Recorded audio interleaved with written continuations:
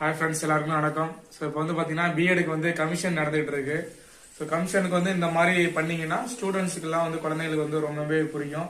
So இயற்கணிதம், பெருக்கல் விதிகள். ஸோ இதில் வந்து பார்த்தீங்கன்னா ப்ளஸ் இதெல்லாம் என்னன்னு சொல்லுவாங்க. பிளஸ் இன்ட்டு பிளஸ்னா வந்து plus, so minus into minus plus. இந்த மாதிரி ஆன்சர் வந்து பார்த்தீங்கன்னா இங்கே எழுதி ஆன்சர் வந்து இது கீழே இருக்கணும். ஸ்டூடெண்ட்ஸ் கேட்கும் போது அவங்க வந்து இது என்னன்னு சொல்லி பார்க்குற மாதிரி இருக்கும். இது வந்து பாத்தீங்கன்னா பொறுத்துக ஒருபடி சமன்பாட்டு தீர்வுகள். ஸோ இதோடைய கொஸ்டின் பேக் சைட்ல வந்து பாத்தீங்கன்னா இதோடைய ஆன்சரு. ஸோ இதை வந்து கொஸ்டினை காமிச்சு பிள்ளைங்கள்ட்ட நீங்க கேட்கும் போது ஸோ அதுக்கான விடை வந்து பாத்தீங்கன்னா பின்னாடி இருக்கும். இதுல வந்து நீங்க இப்படி நிறைய எழுதிக்கலாம். ஸோ இது வந்து நல்லா இருக்கும் காமிக்கிறதுக்கு.